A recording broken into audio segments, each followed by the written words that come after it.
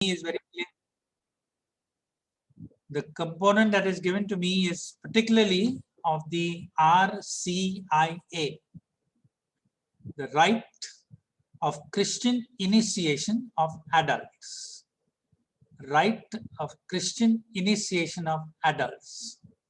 We will explain this at length, but just to begin with, we're talking about a book which soon after the Second Vatican Council was published, and it was known as the Right for Baptizing Adults.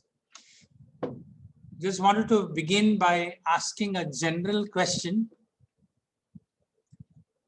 I know that you have never baptized an infant, but anyone was involved in a program of baptism of adults in any way, either systematically or casually? Anyone has dealt with a baptism of adults? Or were you involved in the parish in the RCI? Yeah, John? Yes, Father. I was involved in the RCI program. Okay. Anyone else was involved? So only one in the whole class. For a few sessions I was involved. In Uttan? In Vikroli. Okay. Vikroli is a center for RCI. So two of you all. Good. So maybe at some point you can help us with your reflection, the kind of issues that you face. Huh?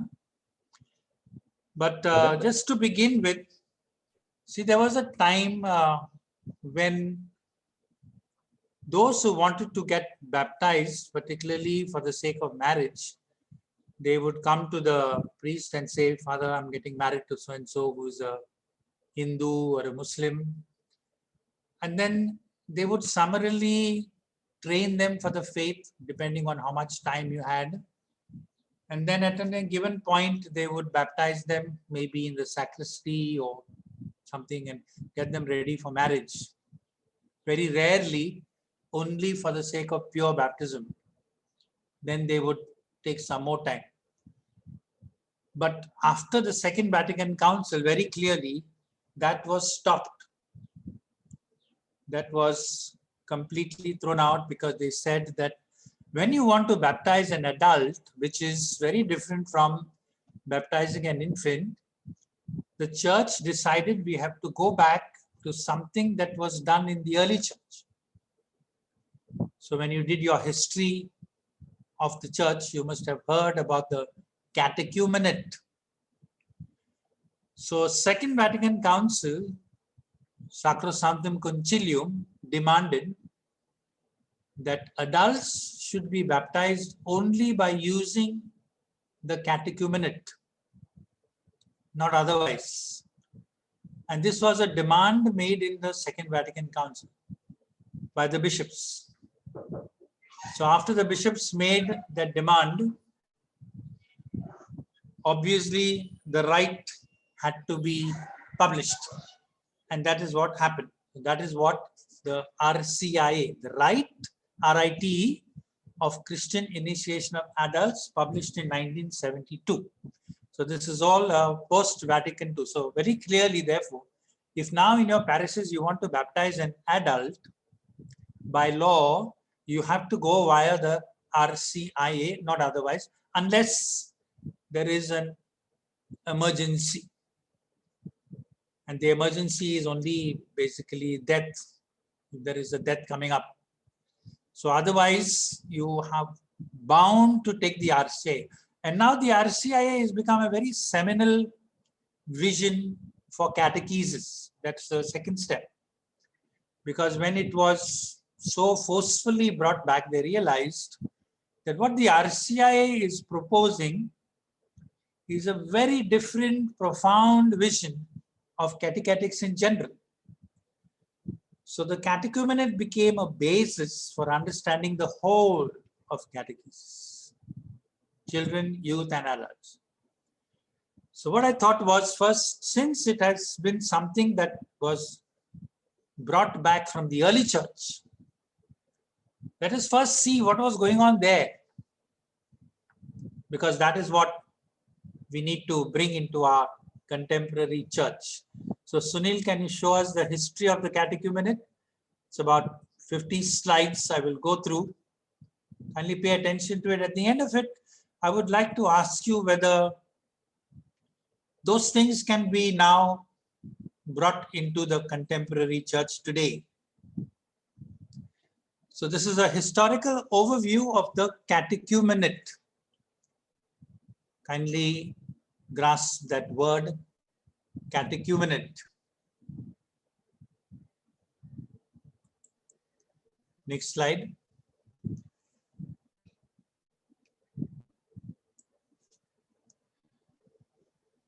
The beginnings. The origins of the catechumenate can perhaps be found in Judaism, for instruction was required before an adult Gentile was admitted to circumcision and proselyte baptism, and before the initiatory washing practiced by the Qumran community. So we are back again into those, all the issues that we looked at when we were doing our treatise on baptism and confirmation. So how do you initiate a person into the faith? For a Gentile, mention of the catechumen and the catechist occurs already in Paul, Galatians 6:6. Acts contains several examples of instruction given immediately before baptism, Acts 8:35. Next. The moral teaching of the Didache. All of you know what the Didache is, probably around the 1st century. It speaks of the two ways, apparently intended for pre-baptismal recitation. So somehow these adults that were being brought into the church, there was a catechesis happening. And that catechesis got written down based on the two ways, the good way and the evil way. However, there is no evidence for a catechumenate spread over a period of time before the second half of the 2nd century. So till 150 AD, it's not very clear how long, but it is extended, when its existence is implied by Justin's link of fasting and prayer with instruction. So there are some rituals like fasting and prayer. There is an instruction. So in other words, there is a catechetical package, but not very clearly enunciated. Next. Tertullian, around about died 220. Writing in Latin, adopted the Greek term katechumeni when he reproached heretics for not making a clear distinction between the faithful, that is the baptized, and the catechumens not yet old enough to receive instruction. So in other words, catechumens are somebody who are in training still, and they are not baptized. It was not the training of those who were already baptized. So catechumens means something that is prior to baptism. Origen attests a 3-year catechumenate now, though probably there was diversity in the Alexandrian practice with evidence of a 40-day catechumenate. So there is an extended period, but the way in which that extension is done in various churches is different in the East and the West. Next. The so-called apostolic tradition appears to offer similar evidence for Rome, though allowing the time to be shortened in exceptional cases. So they all know there are some emergencies, so then that is shortened, but otherwise there is some extended period. The apostolic tradition, number 1819, also gives rules for the conduct of catechetical classes, concluding with prayer and the laying on of the hand by the catechist. So the catechist also lays hands on the people he is training. So this is shown in the apostolic tradition. At the end of the catechumenate, the candidates underwent a second investigation. So now the word investigation raises an eyebrow. That means, they are not just brought into the catechumenate, but some kind of a supervision is going on, some kind of a report, investigation as to the observance of Christian morals, again with the support of the testimony of the persons who introduced them. So there is a process. Somebody has brought these Gentiles, somebody is doing the catechesis, but those who brought them are being asked to look around and see if their behavior is okay. And if they pass this test, they were allowed to carry on. And after a more intensive final preparation consisting of a 2-day fast, handlayings and exorcisms, including a final exorcism performed by the bishop. So somehow the bishop is brought in now to ascertain whether he or she is pure, the first sign of what we would later call scrutinies. They were allowed to proceed to baptism. So there was an investigation, there was a scrutinizing happening, and accordingly they were either allowed to go forward or not allowed. Thus, 2 distinct stages must be differentiated: the actual catechumenate and the final preparation for baptism. So at some point, they have to pass the test and say, now, okay, now you make a final preparation. Till then, you carry on with the catechumenate as such. Next. In the East, those in the latter stage were subsequently called those given light, photizomenoi, or the illuminated, since baptism is an enlightenment, Hebrews 6:4 or 10:32. In the West, these seekers, competentes, or the chosen, the elected. So these are words that will be used now in the catechumenate of today. The Illuminati or the elect, the chosen ones. Though catechumens were not admitted to the Mass of the Faithful or Eucharist proper, that is very critical. They listened to the readings and sermons at the Mass of the catechumens or service of the Word. Very clearly there was a point up to which alone they were allowed to come in to the Eucharist. After that, no. The Offertory rite onwards, they were not allowed to remain. They had to leave because they were not yet baptized. What happens in the 4th and 5th centuries? At the beginning of this period, the Council of Elvira, AD 305, provides evidence for the existence of a 2-year catechumenate in Spain. It's now in the West. So here the catechumenate, some indication that it was of 2 years. However, once the conversion of Constantine brought the period of persecution to an end, there came a new phase in the history of the catechumenate. Something happens now with the coming in of Constantine, an event that all of you know very well. With the increasing number of conversions, it proved impractical to retain the old system. So now some garbad is going to come in because of the number. Moreover, partly because of the severity of the penitential discipline for those who relapsed into serious sin after baptism. At that point, those who were baptized and they committed sin, then they had a lot of penitential discipline. Partly because the obligations of baptism were taken very seriously, it became common in these centuries to postpone the baptism even of the children of Christian parents. They said, what if now after baptism they commit a sin? Then those penances are very severe. So let us delay baptism. Saint Augustine quotes the saying, let him do what he wants. He is not baptized yet. So it became a kind of a license to live without any law. To fill the gap created by the postponement of baptism, a child could be admitted into the catechumenate early in life and remain indefinitely in this state, which involved a degree of attachment to the church and enlightenment to the name Christian, but not yet the name faithful, which was reserved to the baptized. So they are discovering various ways in which you can handle this problem of those who were baptized and not faithful. Each year as Easter approached, there were frequent exhortations for candidates to give in their names for baptism. At some point, this becomes the time in the church in the liturgical year that these things are done. Adult pagans who wished to become Christians first received an introductory catechesis which would be adapted to the candidate's personal needs. So something is happening during the Lenten season.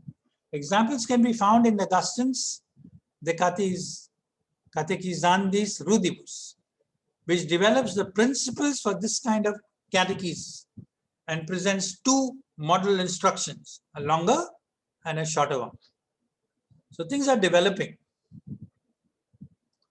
If the catechist, a deacon or a priest was satisfied with the candidate's motives, he was to present the divine plan for redemption by telling the story of salvation from the creation of the world and the fall to the work of Christ and the last judgment.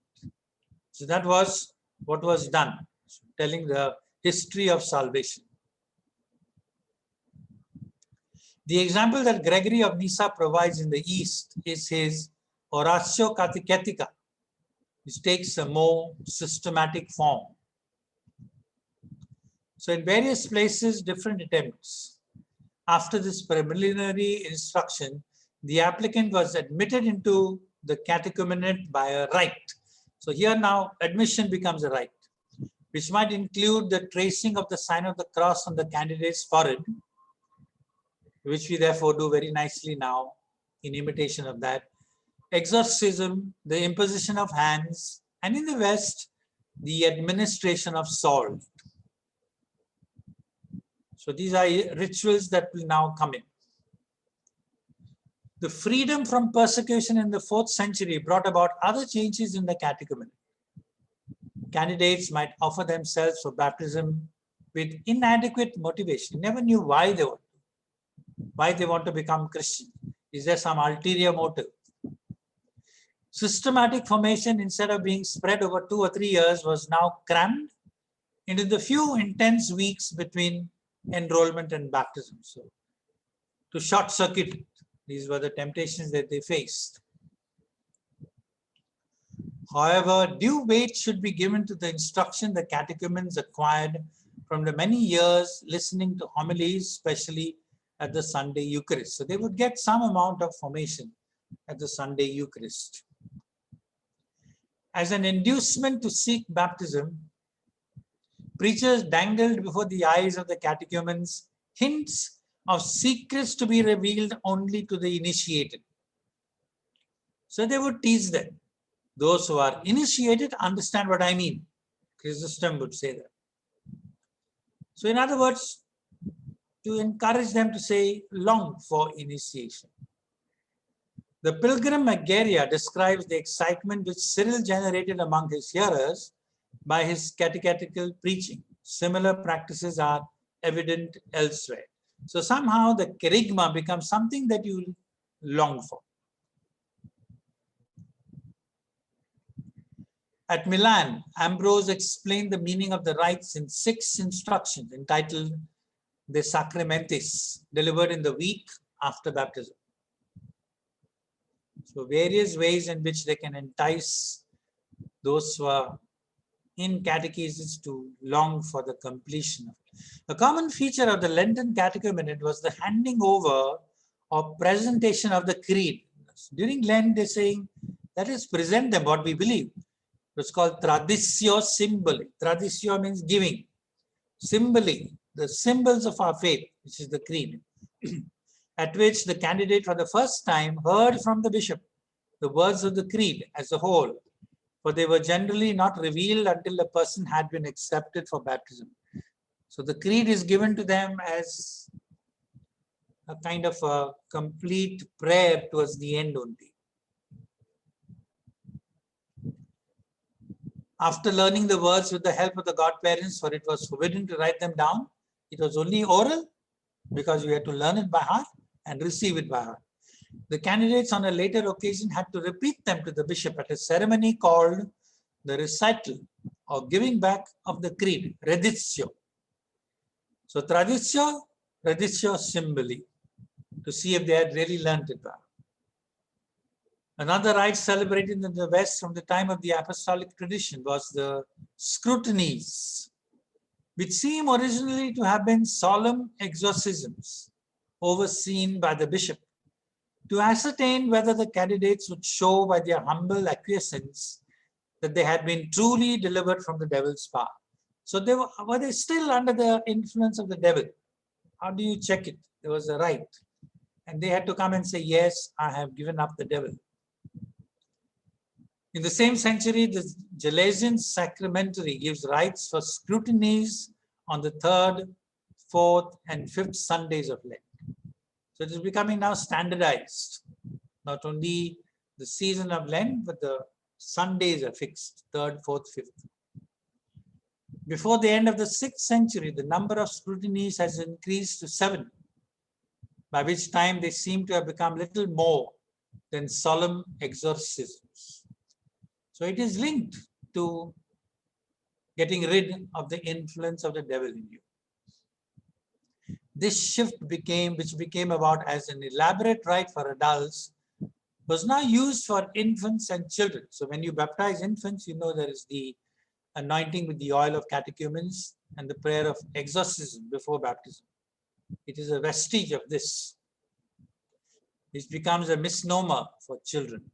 Children cannot be considered as catechumens, particularly infants. The whole process that was meant to nurture conversion was now transformed into exorcism.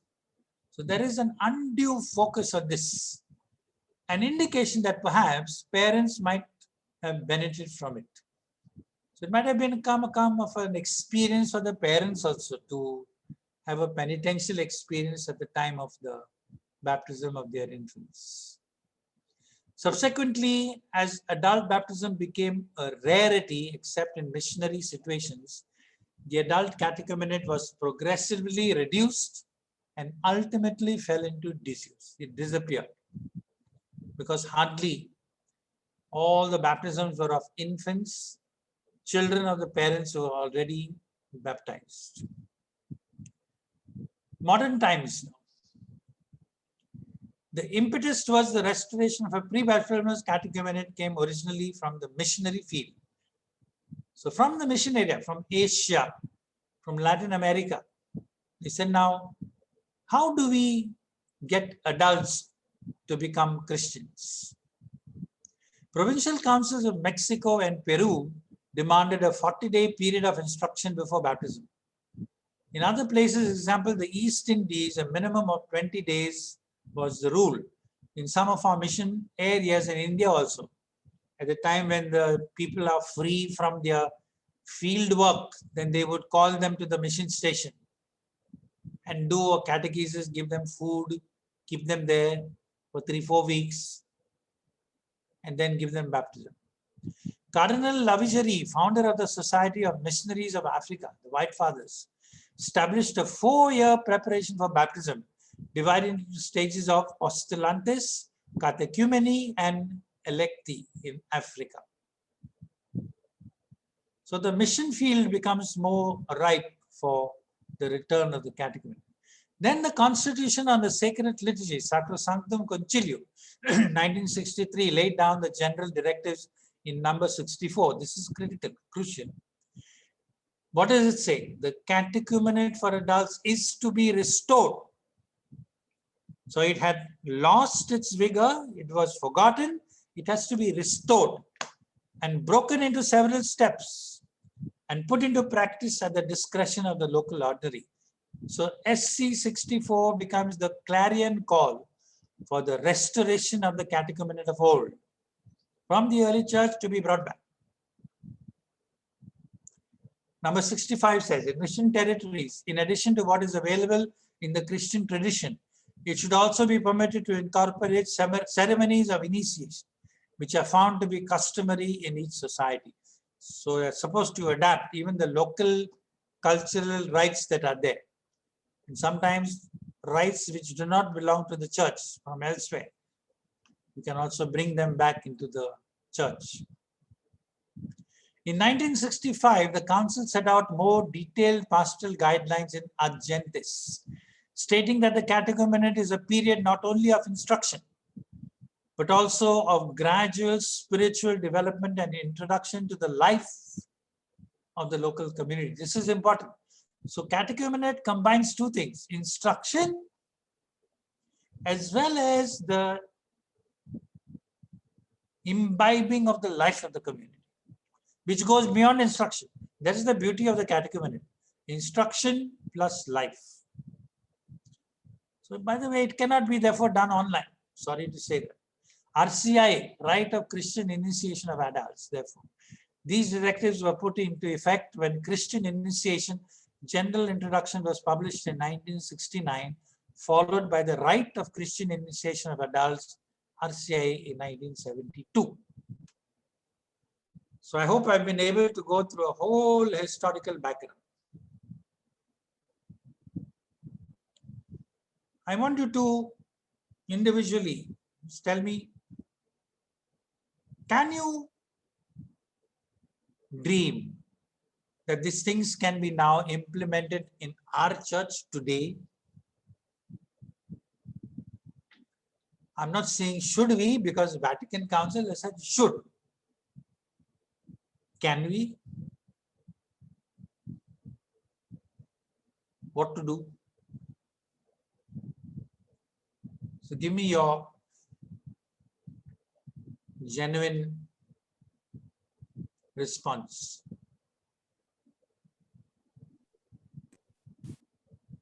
Is it too difficult? Implementable?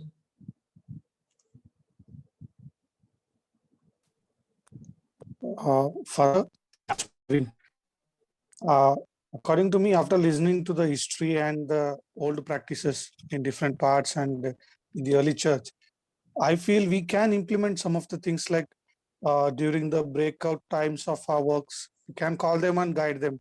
Because nowadays what we see in certain places where they give the baptism to the adults, but they don't follow up them, like what are their needs and what is their level of understanding of the faith and so on. So in that sense, I think some of the things can be implemented to guide them and to make them aware, like what is the faith actually and how we need to put into practice that faith and the right practices of our Christian values in our life, and we can go about in our life.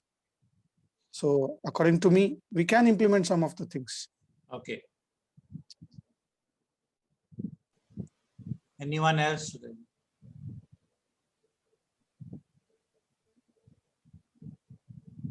Is it mighty difficult what the church is asking us? Because this is a sine qua non, by the way. It's not an option.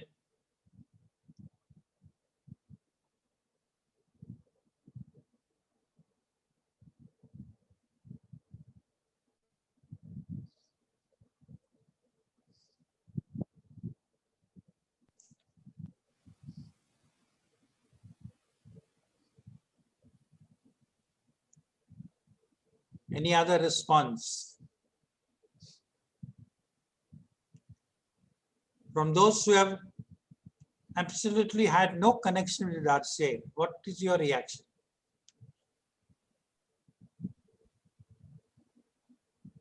Father, I feel this is a must because this is where we are able to, like the term suggests, it's an initiation. So we are initiating something that will form like a seed to grow in them. So it is important. Thank you. Anyone else would like to say? Amol? Father, sometimes the time period in the history was very vast. Maybe we mentioned like you're in the history 4 years preparation, 40 days preparation. In this time, sometimes people who want to become Christian, they may not get so much time to come for the classes. So here is sometimes they will get problem of coming every day. Like in my parish, Uttan parish, last year I was there. So I seen that every day those girls used to come, and but girls they have so much work in the evening mostly, so they may find difficult of coming every day for classes. So yeah, we need to condense, or like we need to give faith firmly in very short period of time. So you would say time is a problem? Yeah, Father, nowadays people are also working and busy, family life, uh, but concrete thing we have to give in that limited period of time. Like 4 years program we can't have, but 1 year, but very concrete we have to give. So 1 year is okay by you. Yes. Okay, so time is an issue, understandably, in today's culture. Father, Yeah. Father, I remember, I think it was in Spain. In Spain, that there was a gathering of bishops, and I think there they were proposing very strongly that they have at least 2 years of formation in the catechumenate before adult baptism.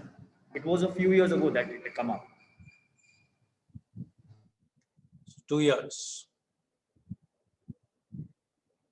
Now you see also why the early church was struggling with this, no? 4 years, 3 years, 40 days. It is a genuine issue.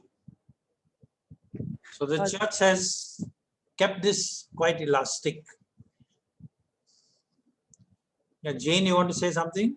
Yeah, I haven't really been in any contact with RCI except for that last time when I did that assignment. So I had got in touch with some of the neophytes, and from what I gathered was that some of them had gone through a really long period of training, like 2 years, some even more than 2 years. And among the women mostly I noticed that they had a very short period of training because they were all going through the conversion because they were going to get married or something like that, and they had to be, so they had a period of say 1 year, or at least that's what they told me. The catechists told me, the ones who are their godparents or things like that, so I really didn't understand this concept of why it has to be long for some people, why it has to be hurried for someone else. Because is there any kind of a proper system whereby everybody gets the same kind of grounding and there is an evaluation? I can understand that there is a longer period of preparation, but I cannot understand the shorter period of preparation. I remember your assignment you wrote there, but that was not true because we in Bombay now we have standardized it to 1 year.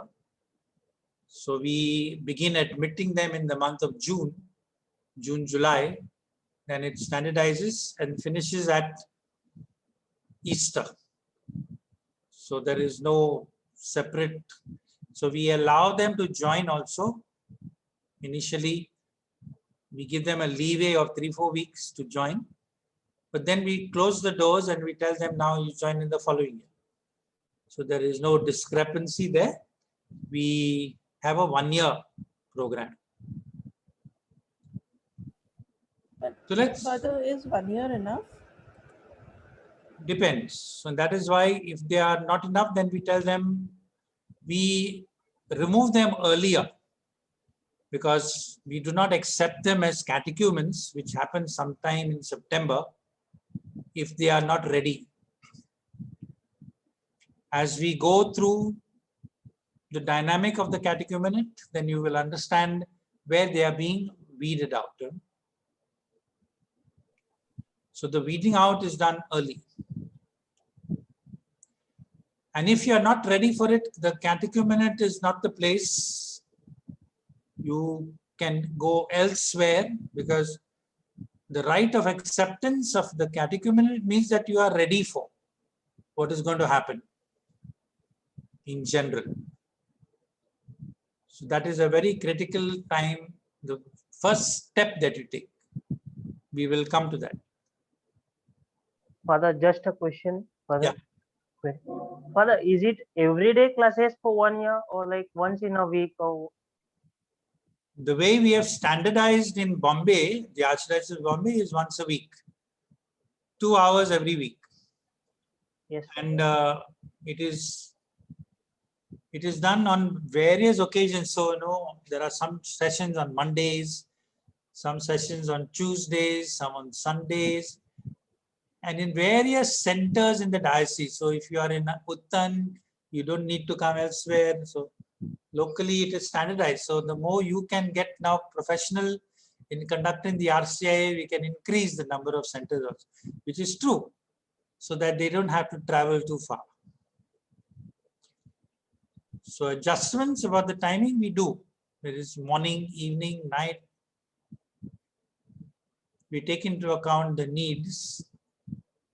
Only thing is that sometimes it cannot be parish based. It needs to be based in a center which is more professional.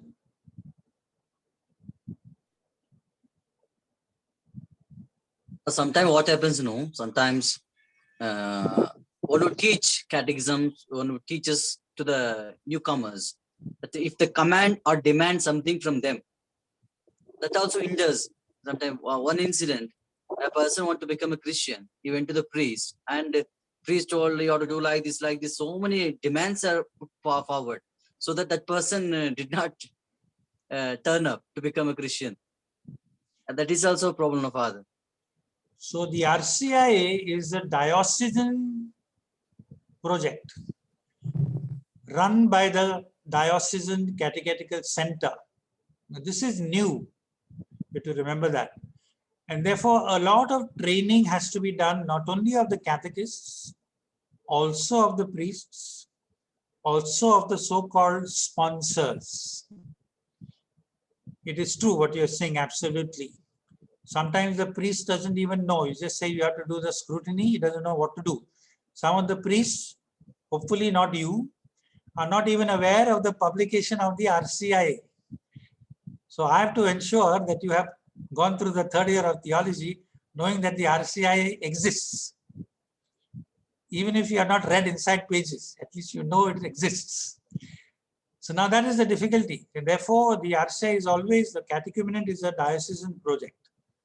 And they have to get the people. So even catechists to deal with adults, very difficult. Already dealing with children is difficult, dealing with youth even more difficult, but dealing with adults you require a lot of training. That's where the diocesan project requires to enter into. Can you hear me? Yeah. Yeah, I think it will take time because as adults, they already have some belief system already in them. Now to reconcile our Catholic beliefs with their beliefs, I'm not saying change over or something, but we have to reconcile. So adult to adult, it will vary. So definitely it has to take time and maybe variations also, because all of them are not equal. So that has to be considered. The RCIA is a beautiful example of how that is done. And that is the reason why I said at the beginning, this is a seminal way in which you understand catechesis. It's the same. And therefore, the program of First Communion has to be based on the catechumenal vision. The program of confirmation has to be based on the catechumenal vision. That is important. So you cannot reduce First Communion catechesis to teaching prayers. You cannot reduce confirmation to teaching creed. This is not possible, because the church is saying catechesis is a project that contains instruction as well as initiation into life. Now, unfortunately, these things were there in the early church, but they were thrown out. And therefore, Vatican II is saying, bring it back.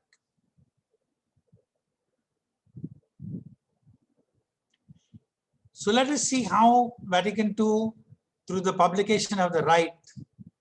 Sunil, can you show part of the Rite? At least we have got 5 minutes. We can begin with it and then we can go ahead.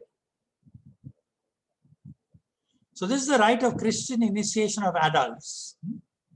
So after telling us that we have to bring it back, this was published. It is a rite. It's only a ritual. See the contents of it. Introduction, there is a structure, ministries and offices, time and place of initiation, adaptations by conferences, adaptation by the bishop, adaptation by the... Now see part 1, Christian initiation of adults, which explains to you all the periods. We will come to these.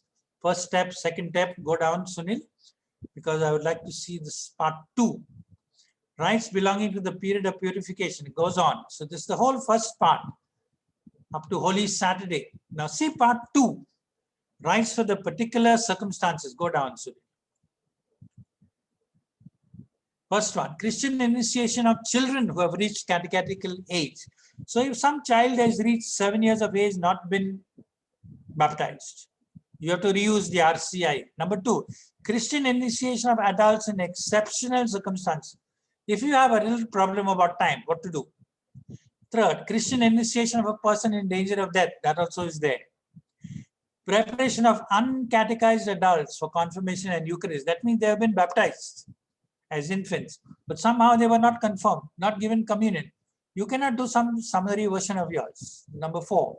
Number 5, reception of baptized Christians into full communion of the Catholic Church. Someone from the Protestant Church you want to bring into full communion. So the rite adapts to all this. Hello?